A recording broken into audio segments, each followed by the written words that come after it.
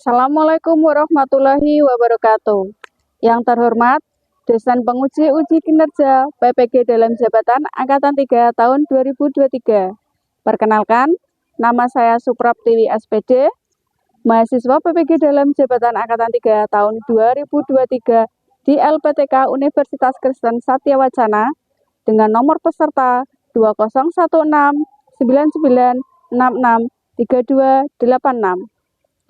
Saya seorang guru fisika di sekolah swasta SMK Muhammadiyah 3 Sukolilo. Pada kesempatan kali ini, saya akan melaksanakan praktek pembelajaran guna memenuhi tugas uji kinerja PPG dalam jabatan Angkatan 3 tahun 2023. Berikut video praktek pembelajaran saya. Mohon saran dan masukannya untuk proses pembelajaran berikutnya yang lebih baik. Assalamualaikum warahmatullahi wabarakatuh.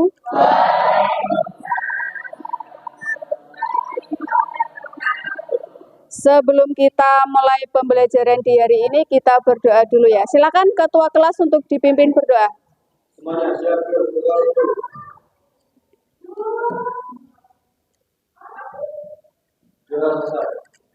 Ya, kita cek kehadiran dulu ya. Ahmad Andika, Ana, Angelina, Clariva, Zahra. Oke, hadir semua. Alhamdulillah karena kalian hari ini masuk semua, bisa mengikuti pembelajaran hari ini. Ini merupakan hal yang patut kita syukuri ya. Oke, sekarang perhatikan ke depan. Perhatikan papan ya. Sebutkan nama warna berikut ini. Perhatikan nama warna.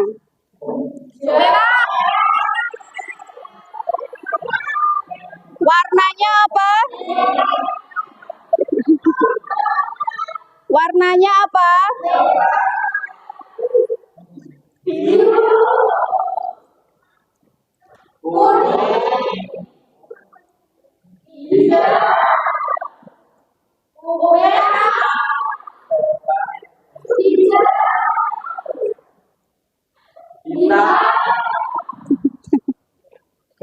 Sudah habis. Oke. Jangan terkecoh ya. Jangan terkecoh dengan namanya. Yang ditanyakan apa? Warnanya. Oke. Refreshing sebelum masuk ke pembelajaran. Oke ya. Sekarang, siapa yang masih ingat dengan pelajaran minggu lalu? Yuk. Kemarin kita belajar apa? Perubahan energi. Siapa yang masih ingat? Contoh perubahan energi itu apa aja? Listrik menjadi gerak. Apalagi? Listrik jadi cahaya. Kimia jadi gerak bisa. Ada yang lain lagi? Energi gerak jadi panas bisa. Cahaya jadi listrik menjadi panas bisa. Oke ya. Untuk hari ini, pembelajaran hari ini kita masih akan belajar tentang energi. Masih ada hubungannya dengan energi, belum jauh-jauh dari energi. Oke. Kalian setiap hari menggunakan yang namanya energi listrik. Masak pakai listrik. Apalagi? Nyuci baju pakai listrik. Nah, lampu pakai listrik. HP-mu pakai listrik enggak? Sekarang, listrik itu merupakan suatu kebutuhan penting bagi kehidupan manusia. Dari mana toh sumber energi listrik itu? Kau tahu? Udah belajar ya? Oke, nah sekarang sumbernya listrik itu kan minyak bumi. Bagaimana kalau minyak bumi itu habis? Kalau minyak bumi habis, listriknya gimana? Padam. Gimana kalau nggak ada listrik? Selain gelap, nggak bisa beraktivitas karena semua aktivitas kita menggunakan listrik. Kalau tidak ada listrik, kita akan kembali ke zaman dahulu. Mau? Tidak mau. Oke, nah jadi pada pembelajaran hari ini kita akan mempelajari tentang energi terbarukan atau energi alternatif. Oke, sebelum kita belajar jauh tentang energi terbarukan, kita perlu tahu tujuan kita belajar hari ini. Yang pertama, apa? Melalui literasi bahan ajar, peserta didik dapat 1. Membedakan energi konvensional dan energi terbarukan dengan tepat. Yang kedua, menganalisis kelebihan dan kekurangan pemanfaatan energi konvensional dan energi terbarukan dengan tepat. 3. Mengidentifikasi contoh sumber energi konvensional dan energi terbarukan dengan tepat. Yang keempat, menentukan pemanfaatan sumber energi konvensional dan energi terbarukan dengan tepat. Masih ada lagi. Melalui infografis, peserta didik dapat menentukan jenis energi terbarukan yang sesuai dengan kondisi yang ada di Indonesia dengan tepat. Yang ketiga, melalui studi kasus, peserta didik dapat mengevaluasi pemanfaatan energi baru terbarukan sebagai solusi krisis energi Indonesia dengan tepat. Yang terakhir, menyimpulkan solusi atas krisis energi Indonesia dengan tepat. Oke, sekarang perhatikan video di depan. Berdasarkan Outlook Energi Indonesia 2017 yang diterbitkan Badan Pengkajian dan Penerapan Teknologi BPPT, jika tidak ada penemuan ladang baru untuk komoditas minyak dan gas bumi, cadangan dua jenis energi ini akan menipis dalam waktu dekat. Pada 2030 diperkirakan Indonesia akan mengimpor minyak secara neto sekitar 540 juta barel per tahun atau 1,5 juta barel per hari. Indonesia juga akan mengalami penurunan produksi gas dan diprediksi menjadi importir gas sepenuhnya pada 2025. Komoditas batu bara yang diperkirakan masih akan bertahan hingga lebih dari 60 tahun pun terindikasi akan berkurang cepat seiring perkembangan Indonesia. Bagaimana dengan batu bara? Produksi batu bara diperkirakan akan mencapai puncaknya pada 2034 dan selanjutnya mengalami penurunan produksi. Pada 2049 diperkirakan ekspor batubara dan batubara 32%. Ini tentu jadi tantangan bagi Indonesia yang tahun ini berusia 75 tahun. Dari video ini kalian melihat berita apa? Apa? Indonesia darurat energi atau Indonesia itu nanti bisa kekurangan energi karena produksi minyak semakin lama semakin berkurang, padahal kebutuhan minyak bumi semakin bertambah, produksinya berkurang, berarti Indonesia darurat energi, kekurangan energi. Oke, sekarang pemanfaatan energi saat ini terbesar berasal dari sumber energi konvensional yang dapat terjadi krisis energi ke depan yang sedang dialami Indonesia saat ini, ya toh. Nah, bagaimana solusi terbaik untuk mengatasi permasalahan tersebut? Bagaimana? Untuk mengatasi kekurangan energi, gimana caranya? Oke, untuk menjawab pertanyaan itu sekarang kalian melakukan diskusi untuk menjawab pertanyaan tadi. Diskusinya secara kelompok dipandu dengan LKPD yang saya berikan ya. Dari LKPD ini nanti kalian akan menemukan jawaban dari pertanyaan tadi. Oke, sekarang saya bagi kalian menjadi 5 kelompok. Sudah duduk sesuai kelompok ya? Kelompok 1 kelompoknya Ahmad Andika. Sudah? Kelompok 2 kelompoknya Fahri. Kelompok 3 kelompoknya Rizky. Kelompok 4 kelompoknya Satria. Kelompok 5 kelompoknya Lukman. Oke. Sekarang silakan lakukan diskusi dengan anggota kelompok kalian.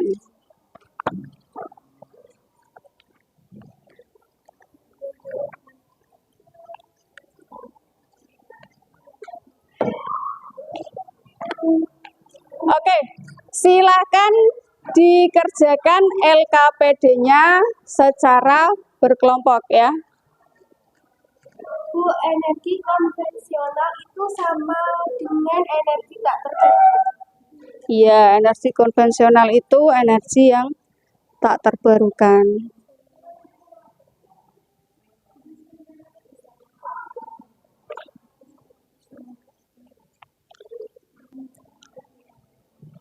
Iya, BBM-nya gimana? Produksi sama konsumsi. Produksinya gimana? Setiap tahun semakin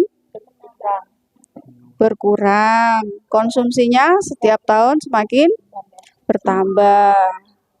Ya.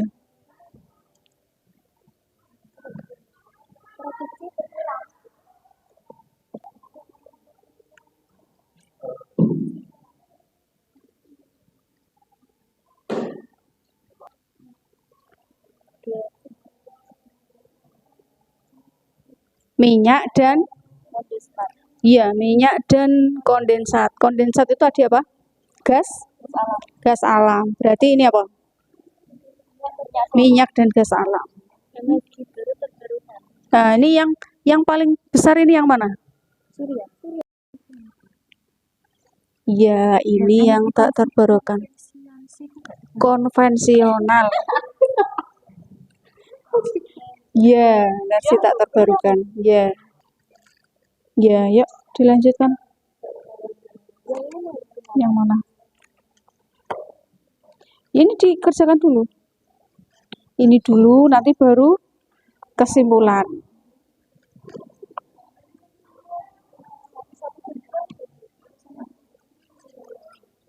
Kasus 1 dan 2. Kasus 2 kan ini. Ini kasus 2. Yang ini kasus 1. Ayo, sudah semua ya? Ya.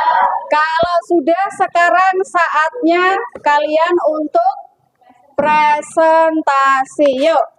Siapa yang mau presentasi pertama? Siapa?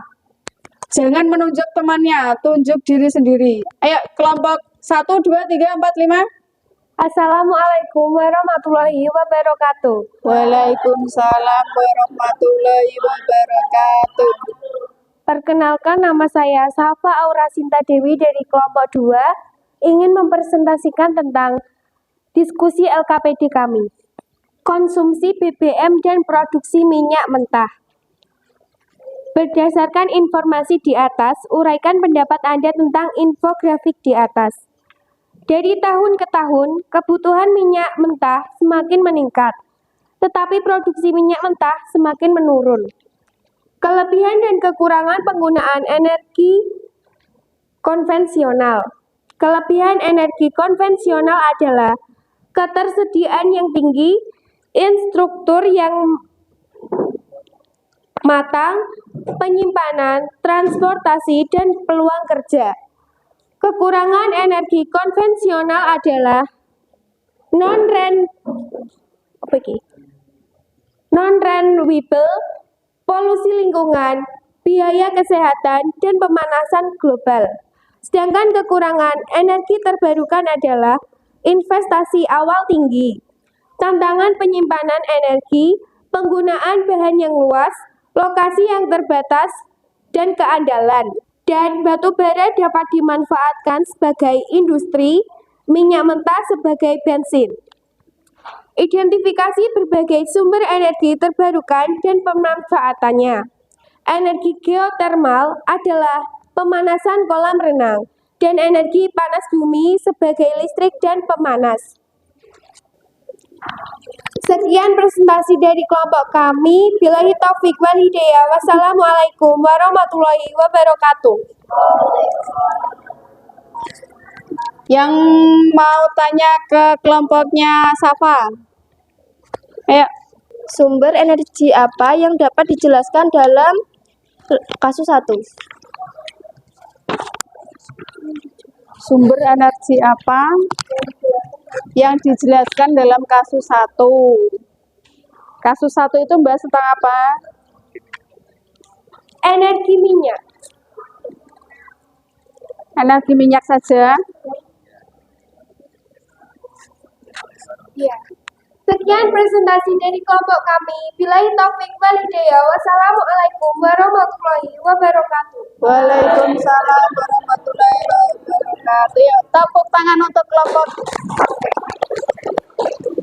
Bagus sekali tadi presentasinya. Meskipun masih ada yang beberapa yang malu-malu, beberapa yang bicaranya kurang lancar, tapi nggak apa-apa, itu untuk pembelajaran kalian ya. Oke, sekarang kita bahas.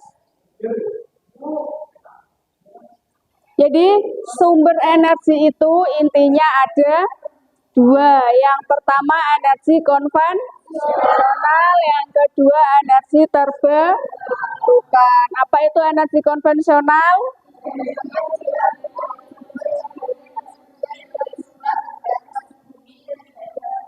Ya, jumlahnya terbatas, tidak dapat diperbarui. Kalau energi terbarukan?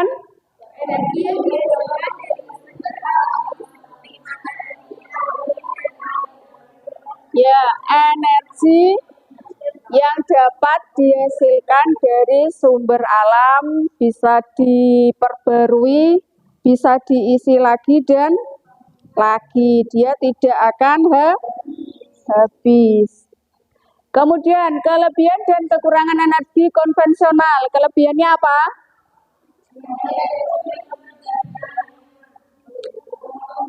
Energi per unit lebih banyak, menguntungkan, peluang kerjanya lebih banyak, tersedia dalam jumlah besar dan hemat biaya untuk produksinya. Kalau kekurangannya yang pertama, tidak ada penggantinya. Kalau sudah habis ya habis, harus mencari sumber yang lain baru. Yang kedua, menimbulkan polusi. Kalau menimbulkan polusi itu nanti akan terjadi pemanasan global. Polusi itu membahayakan kesehatan, terutama apa? Napas, paru-paru. Berikutnya kelebihan dan kekurangan energi terbarukan. Kelebihannya apa? Jelas tadi. Dapat diisi ulang dengan mudah, dihasilkan lagi dan lagi karena tersedia di alam. Yang kedua mudah didapat. Yang ketiga tidak menimbulkan polusi. Yang keempat biayanya rendah. Yang kelima harga dan ketersediaannya lebih stabil. Sedangkan kekurangannya energi terbarukan itu yang pertama, tidak dapat diandalkan, dia bergantung pada iklim dan cuaca. Kalau lagi musim hujan ya tidak bisa mengambil tenaga ya kan nggak ada matahari. Ya toh. Yang kedua, lokasi yang terbatas. Hanya di daerah tertentu, misalkan air, berarti dia hanya di daerah yang ada airnya, bendungan kayak gitu. Kemudian yang ketiga, bisa terjadi penyalahgunaan. Yang keempat, investasi modal yang tinggi. Untuk membangun energi terbarukan itu membutuhkan modal yang besar. Contoh sumber energi konvensional apa aja? Minyak bumi, batu bara, gas alam, dan uranium. Uranium itu digunakan tenaga nuklir untuk menghasilkan listrik. Uranium itu juga jumlahnya terbatas. Kemudian sumber energi terbarukan, contohnya apa? Matahari, angin, air, biomasa, panas bumi, ombak, dan pasang surut air laut. Sekarang pemanfaatan sumber energi konvensional. Minyak bumi itu digunakan untuk apa? Bensin, solar, LPG, listrik. Kemudian batu bara itu digunakan untuk listrik dan industri. Gas alam digunakan untuk listrik dan industri. Uranium untuk listrik. Berikutnya, pemanfaatan sumber energi terbarukan. Tadi sumber energi terbarukan itu ada matahari, angin, air, biomasa, panas bumi, ombak, pasang surut, yang dimana ini semuanya dimanfaatkan untuk energi listrik. Oke ya, sekarang kita bahas kasus yang sudah kalian diskusikan tadi. Yang pertama itu kasus 1. Ada grafik produksi minyak dan kondensat. Kondensat itu apa? Gas alam. Sumber energi apa yang dijelaskan dalam literasi ini? Minyak bumi atau minyak bumi dan gas alam. Kemudian kegunaan minyak bumi dan gas alam itu untuk apa?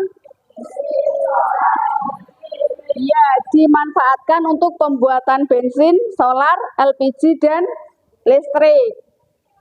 Kemudian, berdasarkan literasi digital yang telah dilakukan, informasi apa yang didapatkan? Jadi dari grafik ini dapat dilihat produksi minyak dan gas alam semakin tahun semakin menurun. Dapat dilihat itu tahun 2000. Produksinya berapa? 1.400. 2015 berapa? 800. Turun berapa itu? Banyak sekali ya.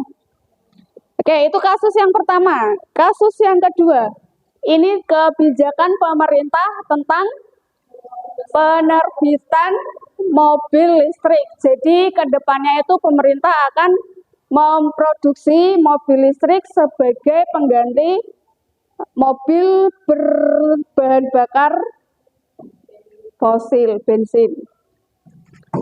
Oke, mobil listrik itu adalah mobil yang digerakkan dengan motor listrik menggunakan energi listrik yang disimpan dalam baterai. Jadi nanti mobilnya bisa dicas kayak HPmu.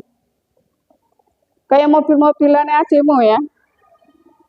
Oke, dan mobil listrik ini merupakan salah satu solusi untuk mengatasi krisis energi. Bukan solusi satu-satunya, tapi salah satu.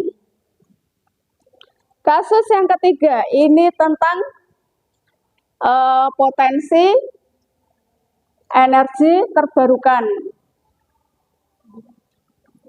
Dari informasi ini, energi baru terbarukan yang memiliki potensi terbesar di Indonesia apa? Ini ya, surya. Ini berapa? Gak jelas angkanya, tapi ini jelas paling tinggi, paling besar. Yang kedua, kalian tadi itu jawabnya menyebutkan semua kayak, padahal ini yang diminta yang paling besar, seperti kelompok Safa kan yang menyebutkan semuanya, padahal yang diminta itu hanya yang terbesar. Kalau terbesar itu berarti salah satu. Kemudian potensi energi surya ini melimpah di Indonesia karena Indonesia itu beriklim tropis, jadi lebih banyak panasnya daripada hujannya, lebih banyak mataharinya. Jadi memiliki potensi yang besar untuk memanfaatkan energi surya, energi matahari. Kemudian yang ketiga, energi baru terbarukan yang telah terpasang dan menghasilkan listrik terbesar. Ini yang sudah terpasang menghasilkan listrik besar. Berarti dari grafik yang ini, yang mana ini? Hidro atau air. Kemudian energi hidro atau air lebih banyak terpasang karena mudah dan murah untuk mengolahnya menjadi energi listrik. Kemudian yang kelima, penggunaan EBT. EBT itu apa? Energi baru terbarukan. Dapat menyelesaikan masalah dari kasus 1 dan kasus 2 karena dapat menghasilkan listrik yang merupakan kebutuhan terbesar dari kehidupan manusia. Gitu ya. Sekarang kesimpulannya dari kasus 1, 2, dan 3 ini dapat disimpulkan apa? Bahwa solusi untuk mengatasi produksi minyak yang semakin tahun semakin menurun itu bisa mengganti kendaraan menjadi berenergi listrik dan memaksimalkan potensi energi terbarukan yang ada di Indonesia. Oke, sekarang saatnya kalian untuk mengerjakan evaluasi dari pembelajaran hari ini. Oke, tes formatif ya. Silakan dibuka link yang sudah saya share. Soalnya di Google Form, silakan kalian jawab.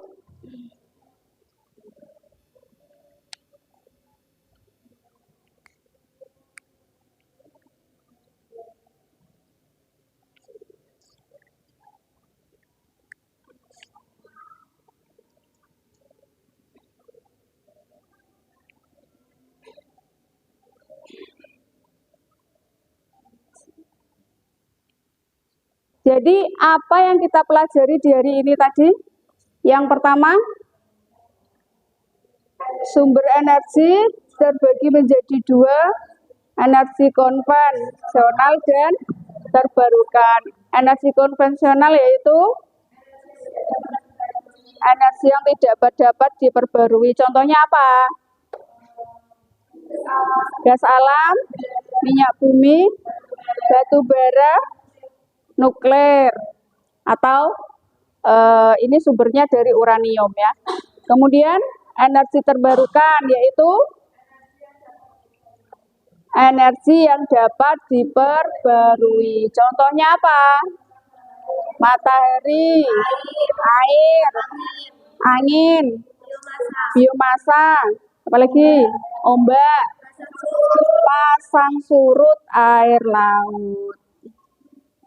Oke, kemudian untuk mengatasi krisis energi yang melanda di Indonesia itu salah satunya menggunakan mobil listrik atau kendaraan listrik, mobil listrik, motor listrik, sepeda listrik sudah banyak ya. Jadi semua kendaraan nanti akan berpindah ke listrik. Kenapa ke listrik? Karena nanti akan ada banyak energi terbarukan yang bisa menghasilkan listrik. Gitu ya. Oke. Sekian dulu untuk pembelajaran hari ini. Ada yang ditanyakan? Tidak. Kalau tidak ada, kita akhiri dulu pembelajaran hari ini. Kita tutup dengan berdoa ya. Felisa silahkan dipimpin berdoa ya.